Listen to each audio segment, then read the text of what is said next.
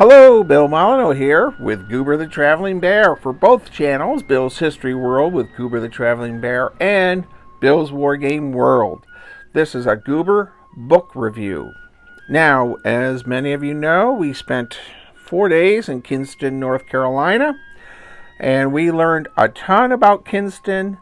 And let me tell you, there is a ton of Civil War history in Kinston, and we're going to talk about this book we purchased at the CSS News Museum and Education Center. So, I believe the price point was around $12. There it is, $12.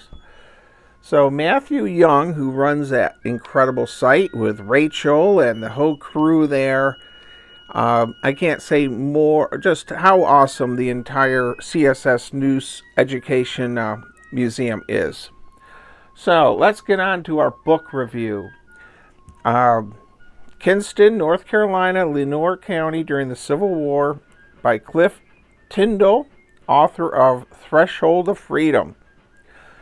It's a small, thin paperback, 65 pages, full of illustrations. And what we're going to do is we're just going to flip through a few pages. I've done the book reviews in the past where I've done it this way, and I've also done the slideshows. Please leave a comment which way you like better. All right. Well, here we go. First of all, I have a signed copy. Cliff Tyndall. All right. To contact the author, greetings from campdavis.com. All right. A short introduction. The index is very nicely done. And what is amazing about Kinston that I did not know about, it's in North Carolina. Here's the county. You have to drive a good couple hours south from Richmond to get to it from Virginia. So, not to bore everyone with this book, but it reads really nice. It covers the schools. A nice map. Tells you where the CSS News 2 and the CSS News Museum is.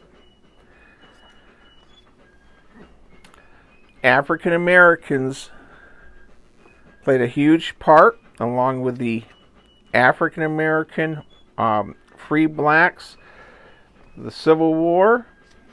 The unit that came out, I think, is the 35th Union African American unit. He has a list of some of the soldiers here, and just really neat how this book covers so many topics. And here we have agriculture. Now, the CSS News. Here it is, the only ironclad above water. And picture of the hull, which is now in the museum, that Matthew Young and his entire team, their objective is to help educate people about the American Civil War and the CSS News. Now, Kinston, North Carolina, besides the CSS News, they had two battles. They had the First Battle of Kinston in December of 62, and then the second battle in 65, which is Weiss Fork. The Battle of Kinston, December 14th, 1862. The author does a nice little talk about the battle and the bridge issue. There is a retreat going across the bridge. Now, before we get to the Battle of Weiss Forks, this is a really interesting topic regarding General George Pickett. Now, General Pickett, he was in charge of the attack on New Bern, and what happened is, and there's a lot of controversy over this, and I'm just going to brush by it.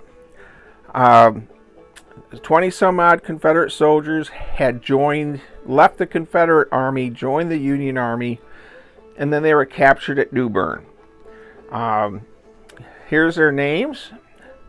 And sadly, they were hung as deserters, traitors to the Confederacy. Nothing ever happened after the war regarding this. Nothing happened to General Pickett or the other Confederate officers that were involved in that. So this book really goes into a little bit of detail about it. I'm just brushing by. General Braxton Bragg is our overall commander for the Battle of Weiss Fork and Bentonville. Bentonville is about an hour and a half away from Kinston. So, the fight for the Kinston Bridge. Now, as we go through these pages, I'm going to hopefully run into Jones's Bridge, but let's see here. He has some really neat photographs of buildings that existed during the 1860 era.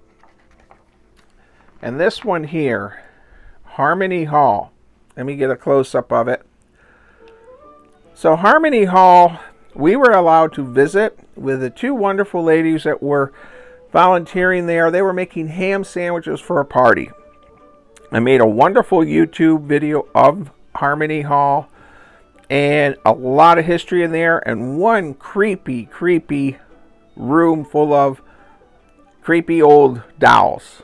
And Goober was invited to tea there, which we have pictures and video of.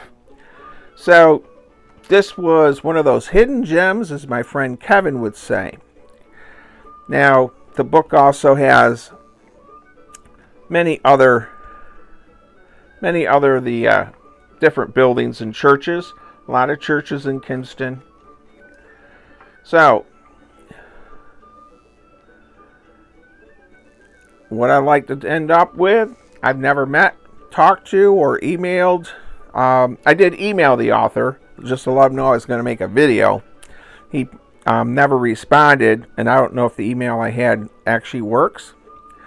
But he's had a really nice little book. He's got a couple books out.